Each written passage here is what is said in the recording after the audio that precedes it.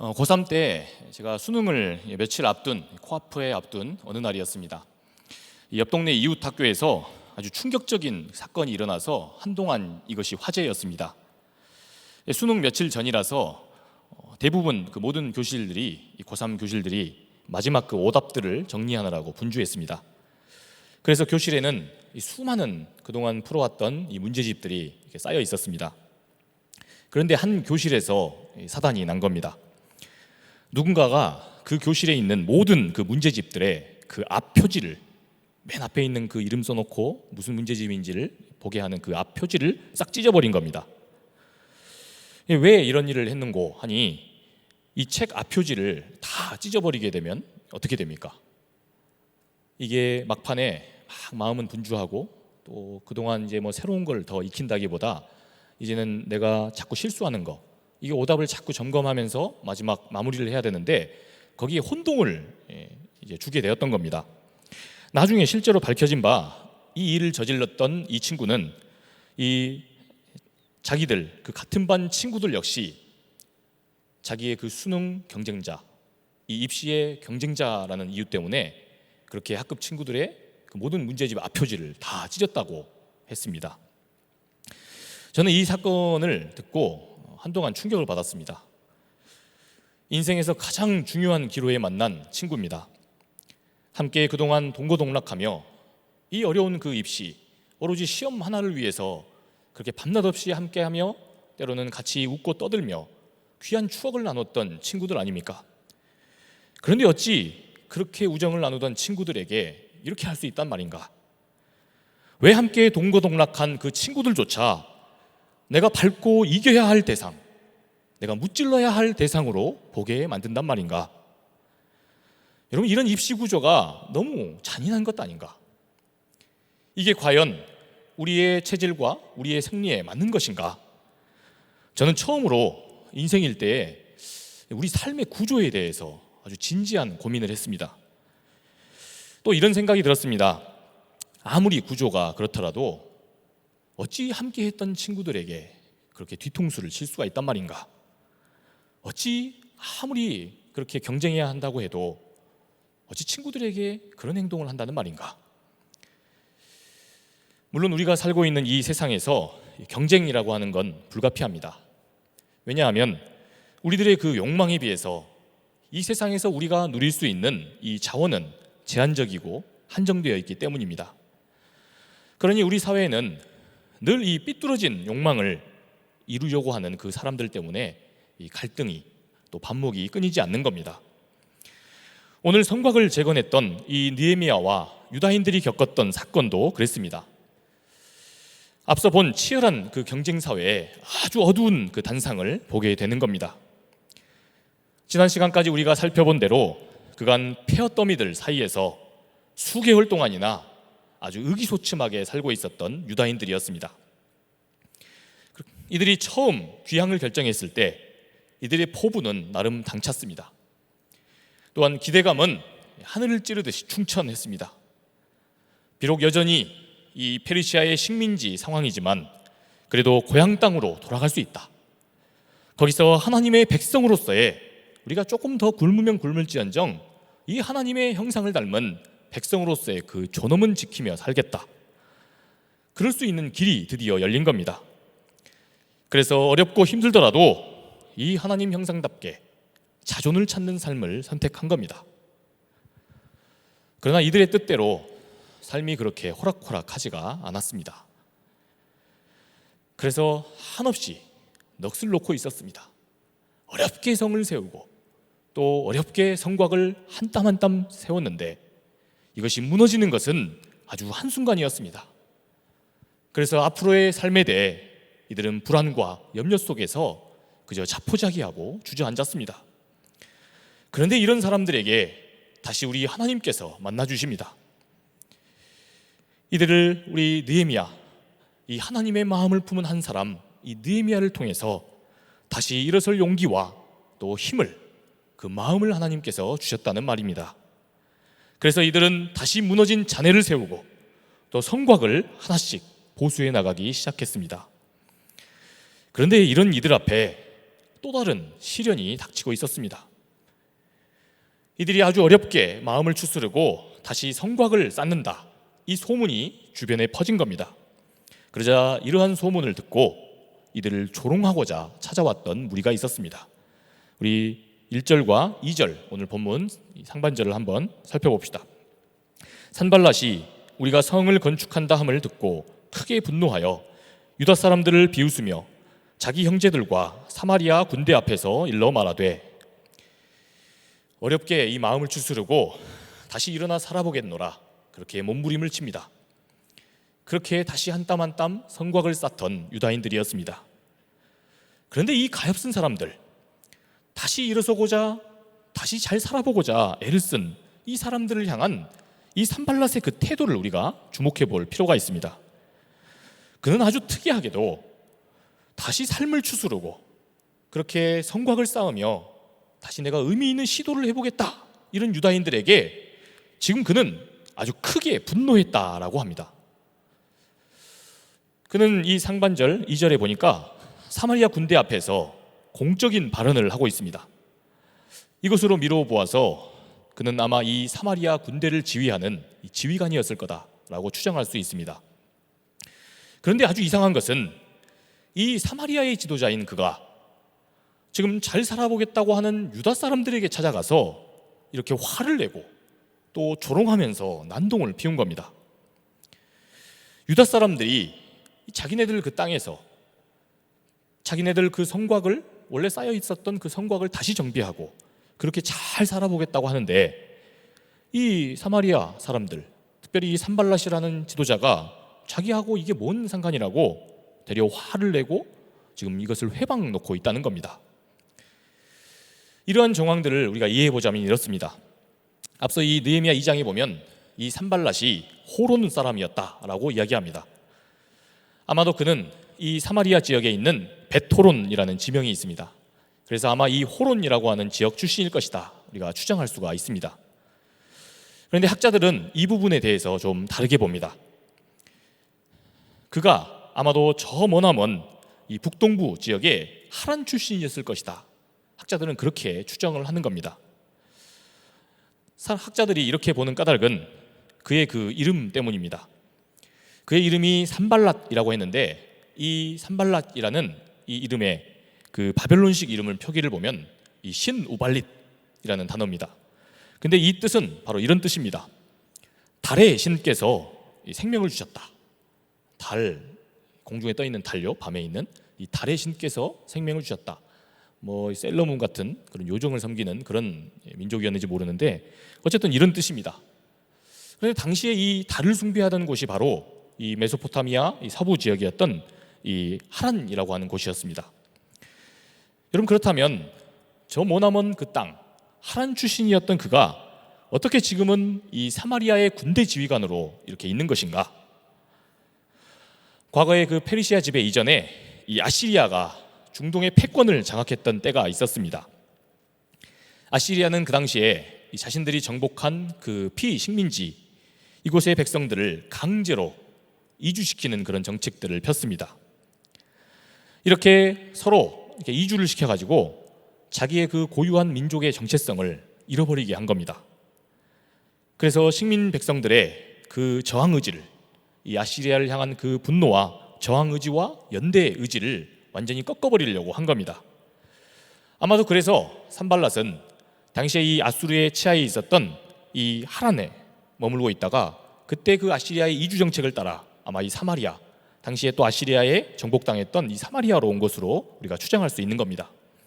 그래서 그 후손으로서 지금은 사마리아의 군대를 지휘하는 그런 자리에 이르렀다는 것을 볼 수 있습니다. 아마 자기 삶도 나름 치열하게 이 머나먼 사마리아까지 와서 출세하고자 했으니 아마 굉장히 경쟁하는 삶이었을 겁니다. 여러분, 그렇다면 이 사마리아 지휘관이던 그 산발랏이 지금 왜 유대 사람들의 그 절망을 딛고 일어서는 바로 이 모습, 여기에 지금 분노하고 있었던 것일까? 여러분, 느헤미야 당시에 이 페르시아 지역은, 이 페르시아 이 나라는 이 유대 땅이 굉장히 변방에 속했습니다. 그러니까 페르시아에서 이 유대 땅, 이 사마리아 지역은 굉장히 최서단에 위치해 있습니다.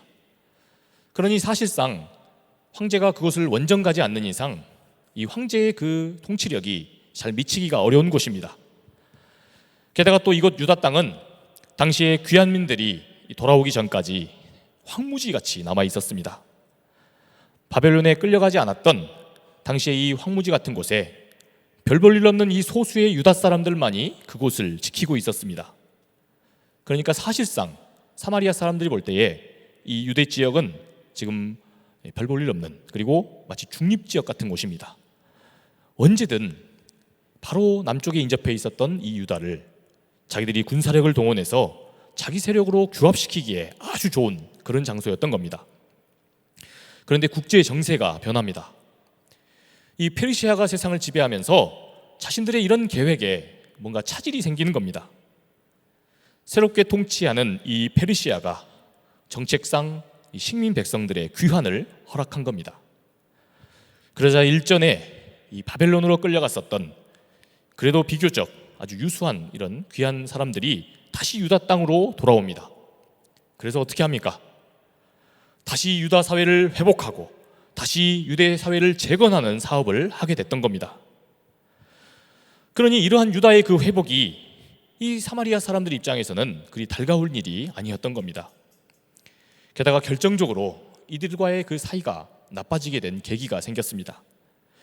귀환한 유다 사람들이 다시 하나님 한 분만을 믿는 그 신앙으로 성전을 건축하려고 합니다.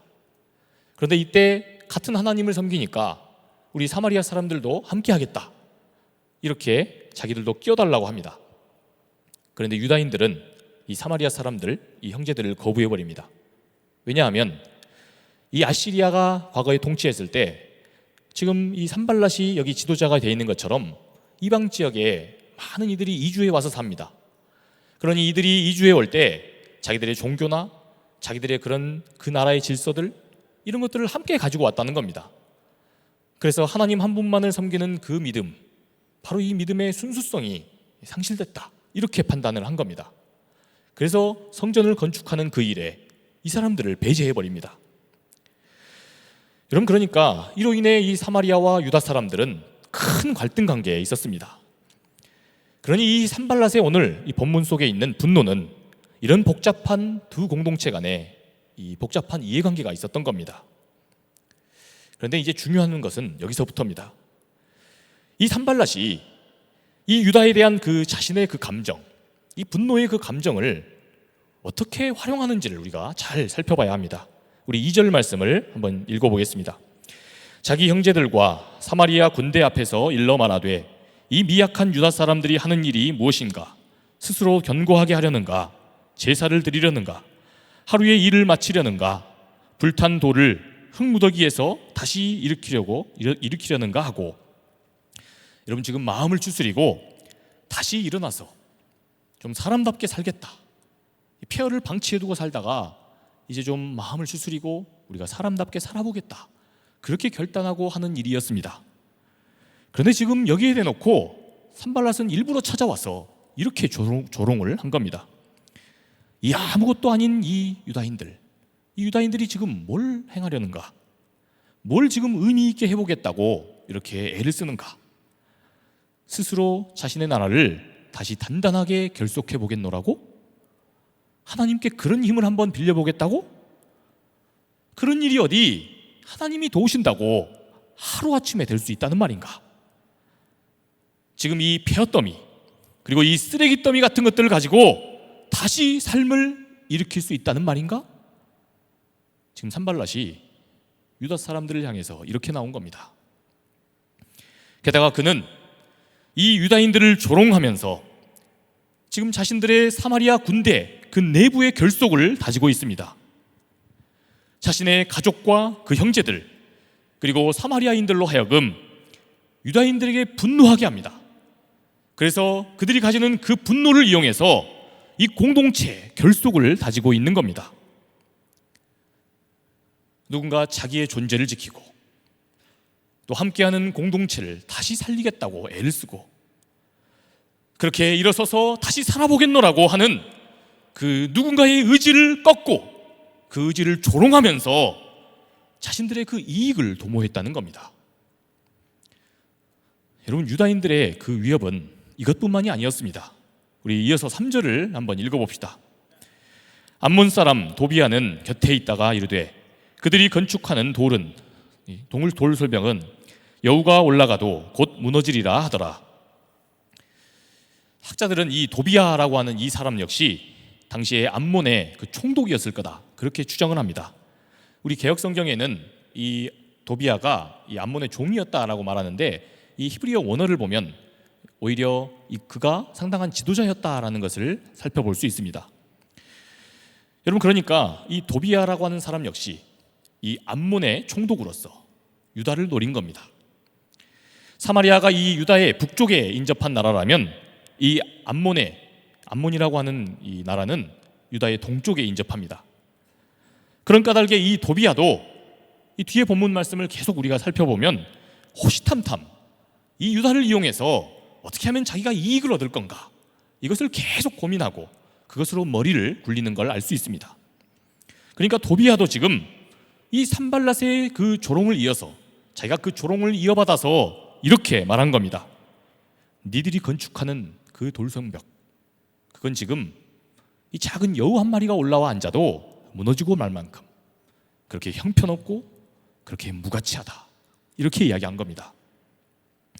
유대인들이 애써 쌓던 그 성곽을 아주 평가절하한 겁니다. 여러분, 그런데 재미있는 사실은 당시에 그 고고학 자료들을 보면요, 이 유대 사람들이 그 느헤미야와 함께 세웠던 그 성벽에 그 잔해가 고고학적 자료로 남아 있답니다. 그런데 이 성벽이 그 두께가 9피트였다고 이야기합니다. 이 9피트라고 하는 길이를, 이 두께를 환산하면요 2.7m입니다. 여러분, 벽이 길게 늘어서 있는 그 벽이 2.7m, 거의 3m 가까이 됐다는 겁니다. 여러분, 굉장히 어마어마한 성벽을 세웠던 겁니다. 여러분, 보통 튼튼하게 쌓은 그런 벽이 아닌 벽인데, 도비아는 지금 유다인들이 애써서 다시 회복하고자, 자기들의 삶을 다시 한번 세워보고자 그렇게 행했던 시도를 아주 형편없는 시도다, 가치 없고 무의미한 일을 하고 있는 거다, 이렇게 악평을 했다는 겁니다. 여러분, 누군가가 살고자 몸부림치고 있는, 그래서 시도하고 그래서 하고 있는 그 도전을 가지고 조롱을 하면서 여기서 뭔가 저열한 그런 쾌감을 누리고 있었다는 겁니다. 여러분, 근데 이 산발랏과 이 도비아의 이 상황을 보면서 이것이 우리가 낯설지 않다는 것을 느낍니다. 여러분, 이게 과연 이 느헤미야 시대에 이 산발랏과 도비아라고 하는 그 사람의 이야기겠냐 말입니다. 여러분, 우리 시대에 지금 이 전 세계의 패권을 장악하고 있다는 나라들이 어떻습니까? 자국민들을 결속하고자 자국 내에 있는 그 외국인들, 힘들게 유학하고 와서 자기네 나라를 위해서 때로는 헌신하는 그런 외국인들을 혐오해하고 때로는 이들을 방기하는 것을 볼 수 있습니다. 또한 경기가 침체되고 경제가 휘청거리는 그 원인을 다른 나라 탓으로 돌리면서 이것으로 인해 커진 자국민들의 그 분노를 이용해서 온 세계를 전쟁의 공포에 몰아넣고 있는 것을 지금 우리는 똑똑히 보고 있습니다. 여러분, 그렇다면 또 우리네 정당 정치는 어떻습니까? 우리나라의 정치는 어떠냐 말입니다. 진정 시민을 살리고 또 세울 수 있는 그런 좋은 정책들을 서로의 정당들이 이것을 가지고 자웅을 겨루면서 그렇게 백성들을 위해, 우리 시민들을 위해 애쓰고 있냐는 말입니다.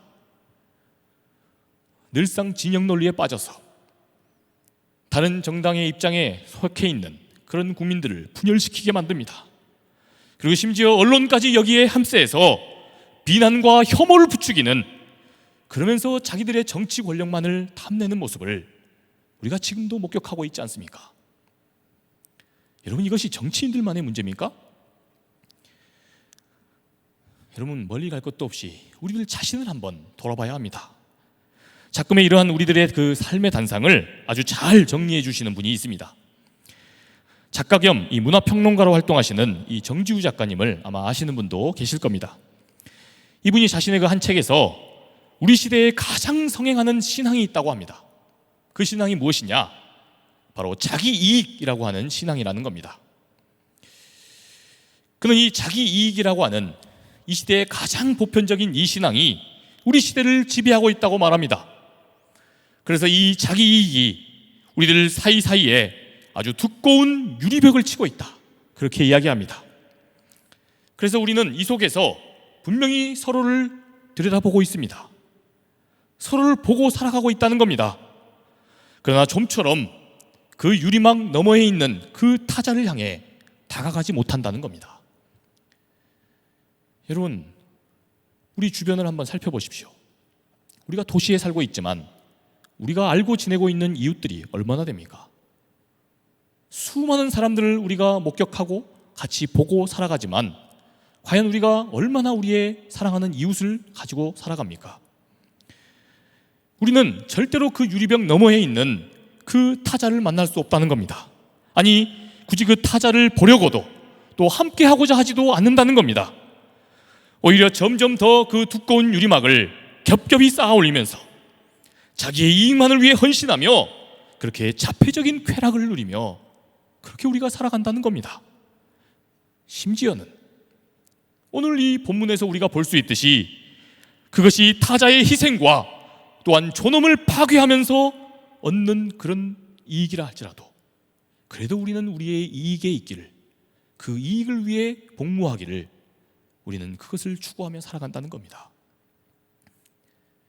여러분, 이 정지우 작가의 이 이야기가 참 가슴 아프게 다가오는 이유가 있습니다. 여러분, 그 까닭은 바로 우리들 한 사람 한 사람, 우리들 각자가 우리의 각자의 인생이 다 이 양면성이 있기 때문입니다.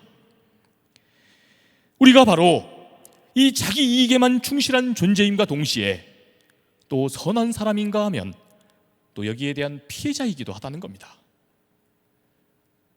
여러분, 우리도 어떤 관계 속에서는 누군가를 살리는 느헤미야 같은 사람일 수 있습니다.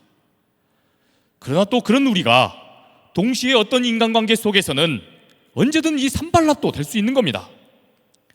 우리도 언제든 이 산발랏처럼 누군가에게 물리적이고 정신적인 피해를 입히면서 내가 속한 그 집단, 내가 속해 있는 이 공동체의 이익을 도모할 수 있다는 겁니다.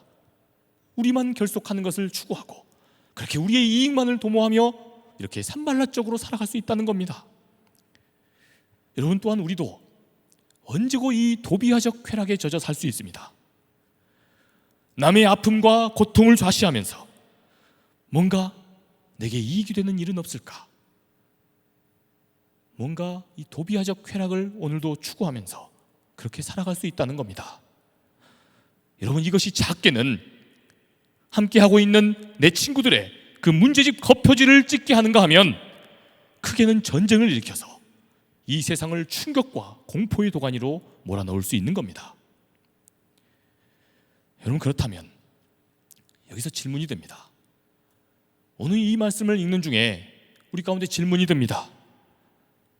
우리는 이러한 인간 군상 속에서 대체 우리 하나님은 어디에 계시며 또한 우리 하나님은 우리에게서 도대체 어떻게 역사하신단 말입니까? 우리 이 4절과 5절 말씀을 통해서 이 느헤미야와 이 백성들의 기도 안에 있는 그런 하나님의 역사하심을 살펴보겠습니다. 우리 하나님이여, 들으시옵소서. 우리가 업신영입을 당하나이다. 원하건대 그들이 욕하는 것을 자기들의 머리에 돌리다 노략거리가 되어 이방에 사로잡히게 하시고 주 앞에서 그들의 악을 덮어두지 마시며 그들의 죄를 도말하지 마옵소서.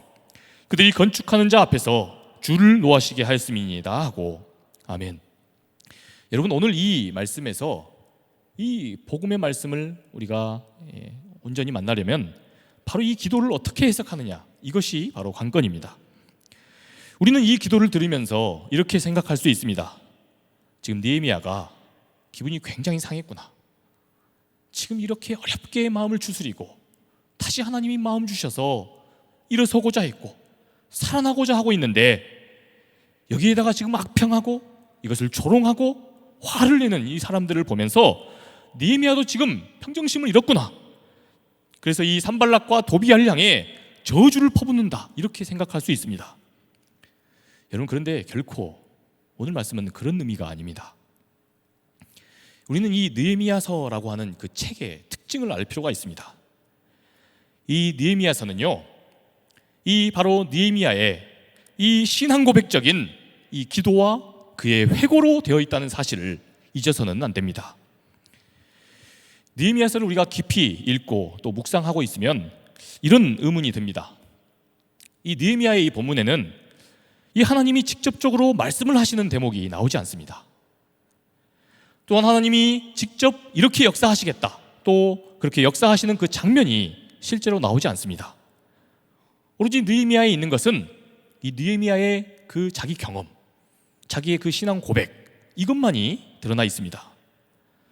여러분, 그러니까 바로 이 느헤미야서에서 이 하나님의 역사하심은요, 어떻게 드러나느냐? 철저하게 이 느헤미야의 그 신앙 고백 안에서 나타납니다. 그의 이 확신이 있는 말과 행동을 통해서 하나님의 말씀이 선포되고 또 하나님의 역사하심이 암시되어 있다는 겁니다. 그러니까 지금 하나님, 저들을 가만두지 마십시오. 저들이 지금 조롱하고 우리를 향해 분을 내는 것을 저들에게 갚아주십시오. 저들이 심판받기를 원합니다. 저들이 자기 죄값을 톡톡히 받게 해주십시오.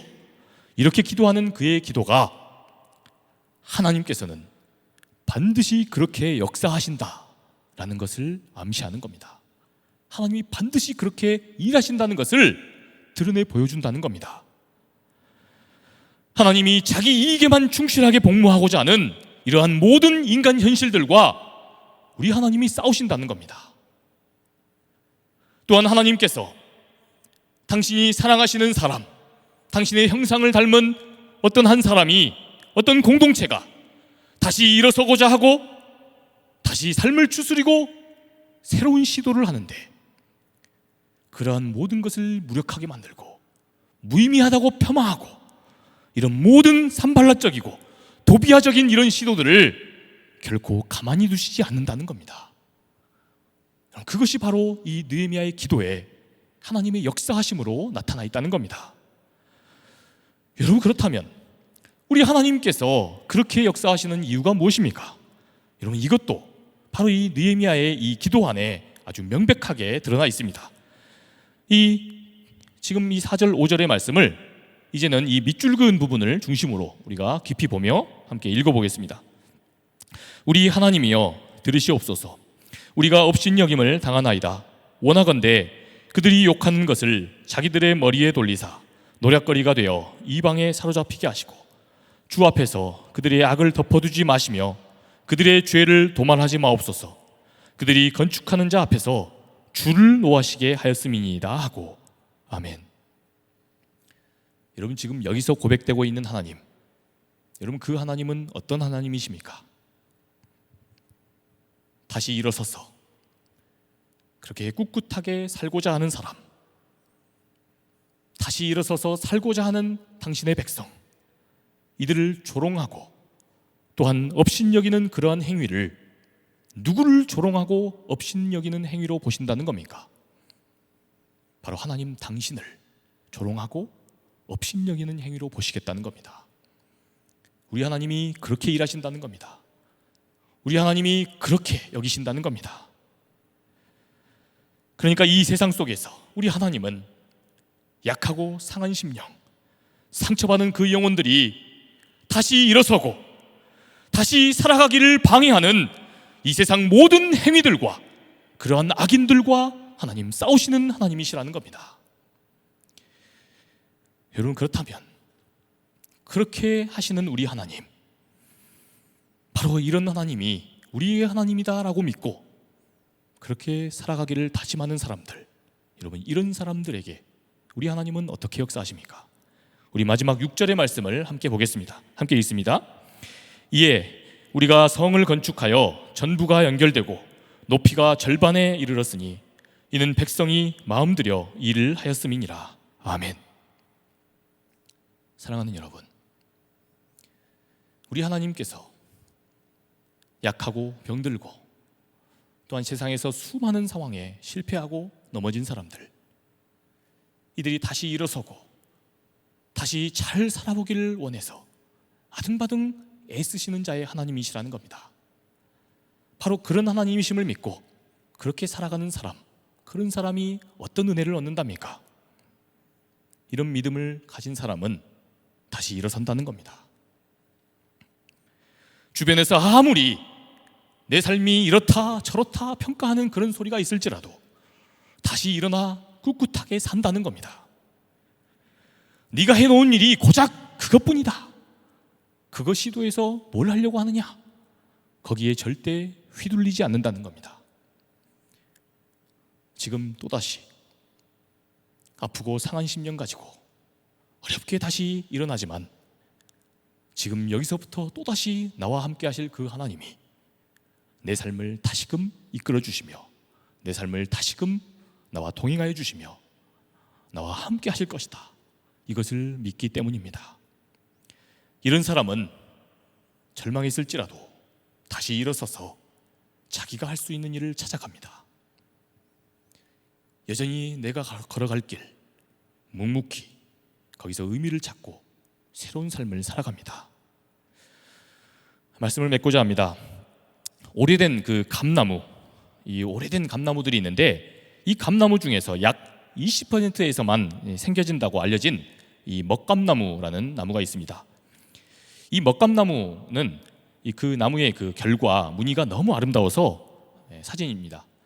이렇게 좋은 테이블이나 아주 귀중한 그런 장을 만드는 데 쓴다고 합니다. 여러분, 그런데 이 먹감나무가 이렇게 아름다운 그 무늬를 내는, 저런 까만 아름다운 무늬를 어떻게 내는지 이게 참 아주 신통합니다. 이 무늬가 어떻게 생기는지가 참 흥미로운 겁니다. 먹감나무는 이 무늬를 어떻게 만드느냐? 끝없이 오래 내려진 그런 강렬한 그 햇빛을 받아가면서 이런 무늬를 만든답니다. 또한 이 무늬가 만들어질 때는 외부의 강력한 충격에 의해서 그게 틈이 생기지 않습니까? 바로 그 틈으로 들어오는 그 수분, 바로 이 수분을 통해서, 이 수분을 자기가 받아들이는 과정을 통해서 나무 속에다가 검은 무늬를 만들어낸다는 겁니다. 여러분, 그러니까 말 그대로 자신이 겪고 있는 그 상처를 아름다운 무늬로 만들어낸다는 겁니다. 사랑하는 청년 여러분, 우리 하나님께서 여러분들에게 바라시는 그 삶이 바로 이런 삶일지도 모릅니다. 우리가 때로 실패하고 또 지치고 또 넘어졌을 때, 그래서 다 포기하고 싶을 때, 어쩌면 이런 과정 속에서 하나님이 더 크고 더 멋지고 더 아름다운 무늬를 우리 안에서 만들어내시기 위해서, 그래서 하나님이 이 과정을 우리에게 거치게 하시는지 모릅니다. 우리 인생 참으로 허탈할 일이 많고 또 넘어질 일이 많습니다. 또한 실패의 경험들이 그 어느 세대들보다 가장 많다고 하는 세대가 바로 저와 여러분의 오늘의 세대입니다. 그러나 사랑하는 여러분,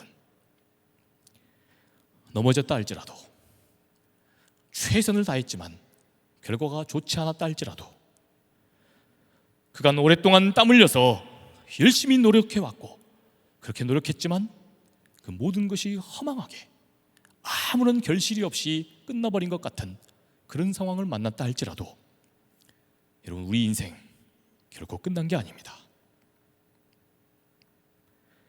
우리가 다시 일어서고 꿋꿋하게 살아가기를, 그것도 잘 살아가기를 원하시는 하나님이 계시기 때문입니다.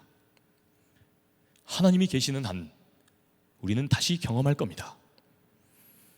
우리들의 마음속 그 깊은 곳에 드리워 있는 그렇게 검게 난 상처마저도 하나님이 가장 아름다운 무늬로 그렇게 만들어 가시면서 우리의 그 무늬를 온전히 뽐내며 좋은 걸작으로 만드시는 일을 우리가 경험할 겁니다. 그러니 유다 백성들을 흔들리지 않게 만들어 주셨던 그 하나님께서 저와 여러분의 삶도 결코 흔들리지 않고 다시 일어서서 꿋꿋하게 살아갈 수 있게 하시기를 주님의 이름으로 축복합니다. 사랑의 주님, 참 낙심이 되고 정말 주눅이 들고 세상이 이렇다 저렇다 우리를 향한 그 수많은 평판 속에서 너무나 낙심이 되고 절망이 되는 일 많습니다. 최선을 다해서 그동안 열심히 달려왔는데 그런 우리의 삶에 때로는 아무런 결실이 없는 것 같은 그런 허탈하고 허망한 마음을 우리가 안고 살아갑니다. 그러나 이러한 모든 우리들의 상처난 마음, 우리 안에 검게 타버린 그런 마음조차도 앞으로 가장 아름다운 그 무늬를 내는 그런 걸작으로 이끄신다는 그 하나님, 바로 이 하나님이 우리의 하나님이라는 것을 우리가 믿음으로 고백하며 나아갑니다. 그렇게 우리와 싸우시며 우리를 조롱하는 이들과 싸우시며 그런 현실과 싸우시는 그 하나님, 우리가 그 하나님의 은혜를 붙들고 다시 우리의 일상을 충실하게 살아가게 하여 주옵소서. 주어진 또 한 주간의 삶을 그렇게 당당하게 살아가며 다시 일어서서 잘 살아가는 우리 되게 하여 주옵소서. 그렇게 하신 우리 하나님만을 찬양합니다. 이제는 우리 구주 예수 그리스도의 은혜와 하나님 아버지의 크고 극진하신 사랑하심과 성령님의 감화 감동 교통하심의 역사가 우리와 싸우시며 우리 안에 검게 타버린 것 같은 그런 마음조차도 하나님께서 가장 아름다운 무늬를 내는 최고의 걸작으로 만드시기를 기대하고 소망하는 이 자리에 모인 우리 모든 상당의 청년들 머리머리 위에, 지금도 하나님 없이 신음하고 있는 이 땅의 많은 청년들 위해 지금으로부터 영원토록 함께 하옵시기를 간절히 축원하옵나이다. 아멘.